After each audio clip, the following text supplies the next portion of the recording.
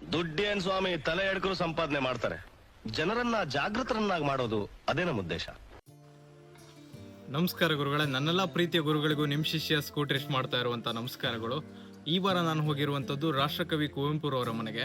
ನೀವು ಕೆಲವೊಂದು ವಿಡಿಯೋಗಳಲ್ಲಿ ರಾಷ್ಟ್ರಕವಿ ಕುವೆಂಪುರವರ ಮನೆಯನ್ನು ನೋಡಿರ್ತೀರ. ಆದರೆ ಇವತ್ತು ನಾನು ಕುವೆಂಪುರವರ ಮನೆಗೆ ಪ್ಲಸ್ ಅವರ ಸಮಾಧಿಗೆ ಮತ್ತೆ ಪೂರ್ಣಚಂದ್ರ ತೇಜಸ್ವಿ ಅವರ ಸಮಾಧಿಗೆ ಕರ್ಕೊಂಡು ಹೋಗ್ತಾ ಇದ್ದೀನಿ. ಅಲ್ಲಿಗೆ ಹೋಗೋಕ್ಕಿಂತ ಮುಂಚೆ ಇವರ ಮಾಹಿತಿಯನ್ನು ಸ್ವಲ್ಪ ತಿಳ್ಕೊಂಡು ಬರೋಣ ಬನ್ನಿ. ಎಲ್ಲಾದರೂ ಇರು, ಎಂತಾದರೂ ಇರು, ಎಂದೆಂದಿಗೂ ನೀ ಕನ್ನಡವಾಗಿರು. ಓ ನನ್ನ ಚೇತನ, ಆಗು ನೀ ಅನಿಕೇತನ. ಜಯ ಭಾರತ ಜನನಿಯ ತನುಜಾತೆ. ಹೀಗೆ ರಾಷ್ಟ್ರಕವಿ ಕುವೆಂಪುರವರು ಹಲವಾರು ಕವಿತೆಗಳು ಇಂದಿಗೂ ಕನ್ನಡಿಗರ ಮನದಲ್ಲಿ ಶಾಶ್ವತವಾಗಿ ಉಳಿದುಬಿಟ್ಟಿದೆ.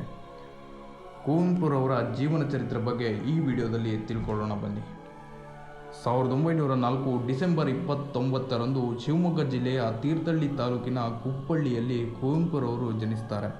ಇವರ ಪೂರ್ತಿ ಹೆಸರು ಕುಪ್ಪಳ್ಳಿ ವೆಂಕಟಪ್ಪ ಪುಟ್ಟಪ್ಪ. ತಂದೆ ವೆಂಕಟಪ್ಪ ಗೌಡ, ತಾಯಿ ಸೀತಮ್ಮ. ತನ್ನ ಪ್ರಾಥಮಿಕ ಶಿಕ್ಷಣವನ್ನು ತೀರ್ಥಹಳ್ಳಿಯಲ್ಲಿ ಮುಗಿಸಿ MA ಪದವಿಯನ್ನು ಮೈಸೂರಿನ ಮಹಾರಾಜ ಕಾಲೇಜಿನಲ್ಲಿ ಪಡೆಯುತ್ತಾರೆ. ನಂತರ ಮಹಾರಾಜ ಕಾಲೇಜಿನಲ್ಲಿಯೇ ಕನ್ನಡ ಅಧ್ಯಾಪಕರಾಗಿ ಪ್ರಾಂಶುಪಾಲರಾಗಿ ಕಾರ್ಯನಿರ್ವಹಿಸುತ್ತಾರೆ. 1937 ಏಪ್ರಿಲ್ 30ರಂದು ಹೇಮಾವತಿಯನ್ನು ಮದುವೆಯಾಗ್ತಾರೆ. ಅವರಿಗೆ ಜನಿಸಿದ 4 ಮಕ್ಕಳಲ್ಲಿ ಪೂರ್ಣಚಂದ್ರ ತೇಜಸ್ವಿಯವರು ಕೂಡ ಒಬ್ಬರು. ಪೂರ್ಣಚಂದ್ರ ತೇಜಸ್ವಿಯವರ ಬಗ್ಗೆ ಮುಂದಿನ ವಿಡಿಯೋದಲ್ಲಿ ಖಂಡಿತ ತಿಳಿಸ್ಕೊಡ್ತೀನಿ. ಕುವೆಂಪುರವರ ಬಗ್ಗೆ ನೋಡೋದಾದರೆ, ತನ್ನ ಪ್ರೌಢಶಾಲಾ ಶಿಕ್ಷಣದಲ್ಲಿಯೇ ಸಾಹಿತ್ಯ ಕಾವ್ಯಗಳ ಬಗ್ಗೆ ಒಲವನ್ನು ಇಟ್ಟುಕೊಂಡಿದ್ದ ಇವರು ಒಬ್ಬ ಕಾದಂಬರಿಕಾರ, ನಾಟಕಕಾರ, ವಿಮರ್ಶಕ, ಅಲ್ಲದೆ ಅದ್ಭುತವಾದಂಥ ಚಿಂತಕ. ಜ್ಞಾನಪೀಠ ಪ್ರಶಸ್ತಿಯನ್ನು, ಕೇಂದ್ರ ಸಾಹಿತ್ಯ ಅಕಾಡೆಮಿ ಪ್ರಶಸ್ತಿಯನ್ನು ಕನ್ನಡಕ್ಕೆ ತಂದುಕೊಟ್ಟವರು. ಅಲ್ಲದೆ ಕರ್ನಾಟಕ ರತ್ನ, ಪಂಪ ಪ್ರಶಸ್ತಿಯನ್ನು ಮೊದಲ ಬಾರಿಗೆ ಪಡೆದವರು. ನಂತರ ಮೈಸೂರು ವಿಶ್ವವಿದ್ಯಾನಿಲಯದಲ್ಲಿ ಉಪಕುಲಪತಿಗಳಾಗಿ ಸೇವೆ ಸಲ್ಲಿಸಿ ನಂತರ ವೃತ್ತಿಯಿಂದ ನಿವೃತ್ತರಾಗ್ತಾರೆ. ಅಂತಿಮವಾಗಿ ಕುವೆಂಪುರವರು ನವೆಂಬರ್ 11, 1994ರಂದು ಮೈಸೂರಿನಲ್ಲಿ ನಿಧನರಾಗ್ತಾರೆ. ಇವರ ಅಂತಿಮ ಕ್ರಿಯೆಯನ್ನು ತನ್ನ ಹುಟ್ಟೂರಾದ ಕುಪ್ಪಳ್ಳಿಯಲ್ಲಿ ನೆರವೇರಿಸುತ್ತಾರೆ. ಇವರು ಇದ್ದಂಥ ಮನೆ, ಅಂತ್ಯಕ್ರಿಯೆಯಾದಂಥ ಜಾಗ ಇವತ್ತಿಗೆ ಅತಿ ದೊಡ್ಡ ಪ್ರವಾಸಿ ತಾಣವಾಗಿದೆ. ಆ ಒಂದು ಪ್ರವಾಸಿ ತಾಣಕ್ಕೆ ನಿಮ್ಮನ್ನು ಕರ್ಕೊಂಡು ಹೋಗ್ತಾ ಇದ್ದೀನಿ, ಬನ್ನಿ.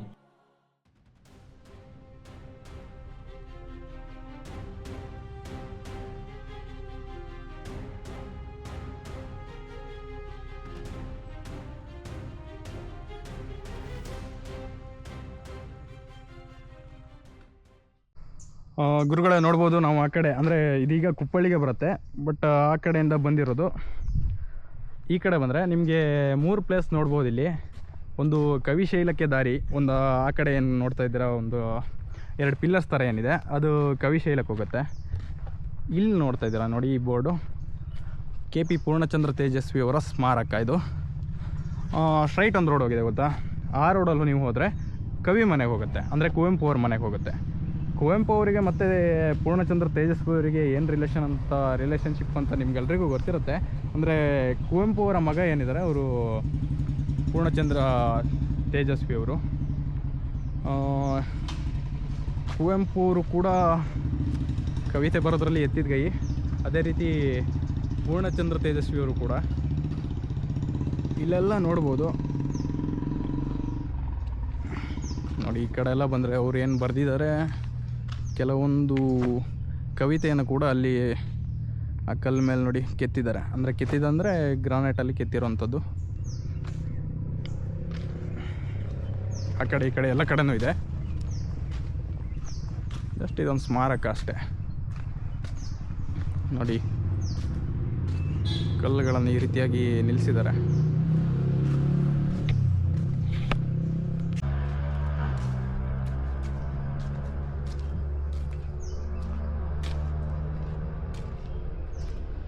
ದೊಡ್ಡ ಪಿಲ್ಲರ್ಸ್ಗಳಿದೆ. ಕೆಲವೊಂದು ಕೃತಿಗಳನ್ನೆಲ್ಲ ಬರೆದಿದ್ದಾರೆ. ಎಲ್ಲದೂ ಚೆನ್ನಾಗಿದೆ, ಓದ್ಕೊಂಡು ಕೂತ್ರೆ ತುಂಬ ಹೊತ್ತಾಗತ್ತೆ, ನಮಗೆ ಕವಿ ಮನೆಗೆ ಹೋಗೋದಕ್ಕಾಗೋದಿಲ್ಲ. ಅಲ್ಲಿ ನೋಡಿ, ಅಲ್ಲೊಂದು ಕೂರುವಂಥ ಸ್ಥಳ ಇದೆ. ಬಿಸಿಲಲ್ಲೆಲ್ಲ ಯಾರು ಕೂರೋಕ್ಕಾಗೋದಿಲ್ಲ ಇಲ್ಲಿ, ಅಂದರೆ ಸ್ವಲ್ಪ ತಂಪಲಿದೆ, ನೆರಳಿದೆ. ಕೆಲವೊಂದು ಕಡೆ ಬಿಸಿಲಿದೆ. ಸಂಜೆಯ ಮೇಲೆ ಕೂತ್ಕೊಳ್ಳೋಕ್ಕೆ ಚೆನ್ನಾಗಿರುತ್ತೆ ಇಲ್ಲಿ ನೋಡಿ. ಇಷ್ಟು ಬಂದರೆ ಇಲ್ಲಿವರೆಗೂ ಆಯ್ತಲ್ಲ,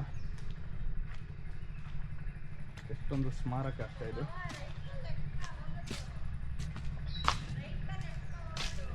ಇಲ್ಲಿಂದ ಬಂದರೆ ಆಲ್ರೆಡಿ ಒಂದು ರೌಂಡ್ ಹಾಕಿದ್ದೀನಿ. ನೆಕ್ಸ್ಟು ನೋಡಿ ಇಲ್ಲೆಲ್ಲ ಕೆಲವೊಂದು ಇದನ್ನು ಬರೆದಿದ್ದಾರೆ. ಒಬ್ಬ ಕವಿ ಪ್ರಜ್ಞಾಪೂರ್ವಕವಾಗಿ ತಾನು ಯಾವ ಜಾತಿ, ಯಾವ ಸಂಪ್ರದಾಯಸ್ಥ, ಯಾವ ಪಂಥದವನು ಎಂದು ಘೋಷಿಸಿಕೊಂಡರೂ ಅವನ ಸಾಹಿತ್ಯ ಪರಂಪರೆಯನ್ನು ವಿಶ್ಲೇಷಿಸಿ ಹೊರಟಾಗ ಇವೆಲ್ಲ ಗೌಣವಾಗುತ್ತದೆ. ಅಲ್ಲಿ ನಮಗೆ ಮುಖ್ಯವಾದುದು ಕವಿ ತನ್ನ ಕಲಾ ನಿರ್ಮಿತಿಯ ಸಂದರ್ಭದಲ್ಲಿ ವ್ಯಕ್ತಪಡಿಸುವ ಚಾರಿತ್ರಿಕ ಪ್ರಜ್ಞೆ ಮತ್ತು ಕಾರ್ಯಪ್ರವೃತ್ತನಾಗಿರುವ ಚಾರಿತ್ರಿಕ ಒತ್ತಡಗಳು ಮಾತ್ರ. ಜಗತ್ತಿನಲ್ಲಿ ಯಾವುದೂ ಶಾಶ್ವತವಲ್ಲದಿದ್ದರೂ ಕಾಲನ ನಿರಂತರ ಬಿರುಗಾಳಿಯಲ್ಲಿ ಎಲ್ಲವೂ ಕೊಚ್ಚಿ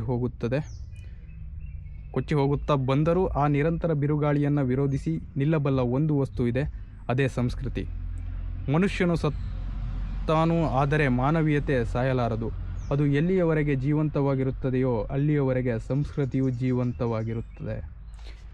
ವಿಮರ್ಶೆ ನೋಡಿ, ಇದೇ ರೀತಿಯಾದಂಥ ತುಂಬ ಕವಿತೆಗಳನ್ನು ಇಲ್ಲಿ ಪೂರ್ಣಚಂದ್ರ ತೇಜಸ್ವಿಯವರ ಸ್ಮಾರಕದಲ್ಲಿ ಈ ಥರ ಕಾಣ್ತಾ ಇದೆಯಲ್ಲ, ಎಲ್ಲ ಕಡೆ ಹಾಕಿದ್ದಾರೆ. ಸುತ್ತಮುತ್ತ ನೋಡ್ಬೋದು ನೀವೆಲ್ಲ. ಸರಿ, ಹಾಗಾದರೆ ಇಲ್ಲಿಂದ ನಾವು ಏನು ಮಾಡೋಣ, ಫಸ್ಟು ಕವಿಶೈಲಕ್ಕೆ ಹೋಗೋಣ. ಅದಾದಮೇಲೆ ಕವಿ ಮನೆಗೆ ಹೋಗುವಂಥ ಕೆಲಸವನ್ನು ಮಾಡೋಣ. ಯಾಕಂದರೆ ಇದು ಎಲ್ಲ ಲಾಂಗ್ ವಿಡಿಯೋ ಆಗೋದ್ರಿಂದ ಎಲ್ಲವನ್ನು ಇದರಲ್ಲಿ ತೋರ್ಸೋಕ್ಕಾಗೋದಿಲ್ಲ. ಪೂರ್ಣಚಂದ್ರ ತೇಜಸ್ವಿಯವರ ಸ್ಮಾರಕ ಮತ್ತು ಕವಿಶೈಲ ಏನಿದೆ ಅದನ್ನೆಲ್ಲ ಒಂದು ವಿಡಿಯೋದಲ್ಲಿ ತೋರಿಸ್ತೀನಿ. ಕವಿ ಮನೆ ಏನಿದೆ ಅದನ್ನು ಇನ್ನೊಂದು ವಿಡಿಯೋದಲ್ಲಿ ತೋರಿಸ್ತೀನಿ. ಸರಿ, ಹಾಗಾದರೆ ಇಲ್ಲಿಂದ ಕವಿಶೈಲಕ್ಕೆ ಹೋಗೋಣ ಬನ್ನಿ. ಗುರುಗಳ ನೋಡಿ, ಆವಾಗ 2 ಪಿಲ್ಲರ್ ತೋರಿಸ್ನಲ್ಲ ಕವಿಶೈಲಕ್ಕೆ ಹೋಗುವಂಥ ದಾರಿ ಅಲ್ಲಿ ಅಂತ. ಆಚೆಗಡೆ ಹೋಗಿದರೆ ಕುವೆಂಪು ಮನೆಗೆ ಹೋಗ್ತಾಯಿತ್ತು.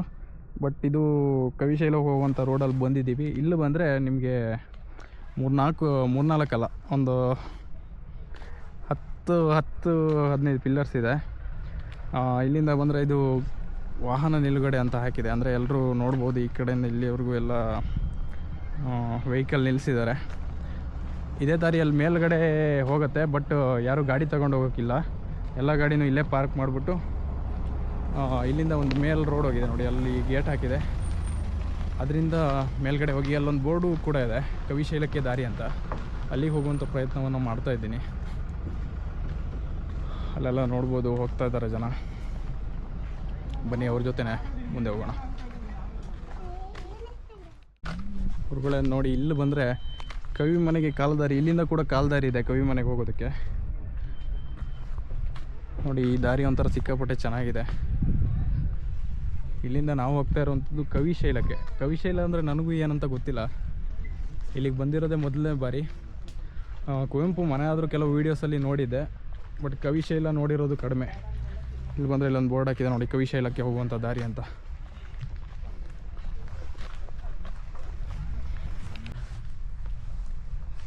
ಗುರುಗಳ ಇಲ್ಲಿಂದ ಮುಂದೆ ಬಂದರೆ ನೋಡ್ಬೋದು, ಈ ರೀತಿಯಾದ 4 ಪಿಲ್ಲರ್ಸ್ ಮೇಲ್ಗಡೆ ಕಂಬಗಳನ್ನೆಲ್ಲ ನಿಲ್ಲಿಸಿ ತುಂಬ ಚೆನ್ನಾಗಿದೆ. ಸಿಕ್ಕಾಪಟ್ಟೆ ದೊಡ್ಡದಾಗಿದೆ ಕಂಬಗಳೆಲ್ಲ.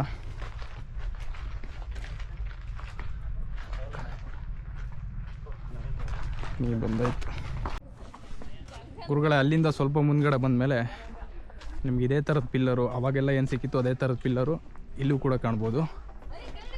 ಇದನ್ನೆಲ್ಲ ದಾಟ್ಕೊಂಡು ಬಂದ ಮೇಲೆ ನಿಮ್ಗೆ ಸಿಗುವಂಥದ್ದೇ ಕುವೆಂಪುರವರು ಪಂಚಭೂತಗಳಲ್ಲಿ ವಿಲೀನವಾದಂಥ ಪುಣ್ಯ ಸ್ಥಳ.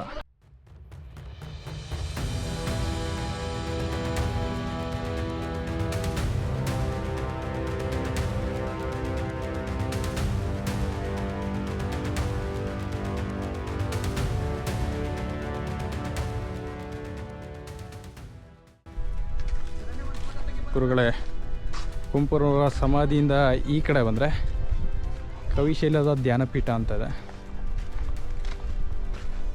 ಇಲ್ಲೆಲ್ಲ ಕೂತ್ಕೊಳ್ಳೋದಕ್ಕೆ ಗಿಟಿಂಗ್ಸ್ ಎಲ್ಲ ಇದೆ. ಇಲ್ಲಿಂದ ನೋಡಿದ್ರೆ ವ್ಯೂ ಕೂಡ ಚೆನ್ನಾಗಿದೆ ಆ ಕಡೆ.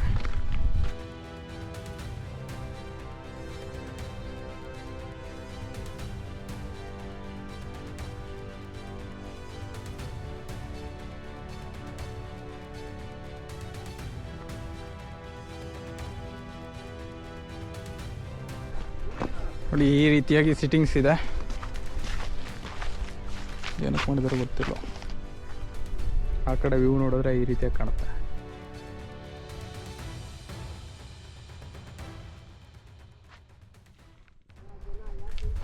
ನೋಡಿದ್ರಲ್ಲ ಗುರುಗಳೇ, ಇದಿಷ್ಟು ಕುವೆಂಪು ಅವರ ಸಮಾಧಿ ಮತ್ತು ಪೂರ್ಣಚಂದ್ರ ತೇಜಸ್ವಿ ಅವರ ಸಮಾಧಿಯ ಬಗ್ಗೆ. ಕುವೆಂಪು ಅವರ ಮನೆಯ ಬಗ್ಗೆ ಅಂದರೆ ಮನೆಯ ವೀಡಿಯೋನ ಪಾರ್ಟ್ 2 ವೀಡಿಯೋದಲ್ಲಿ ಮಾಡ್ತಾಯಿದ್ದೀನಿ.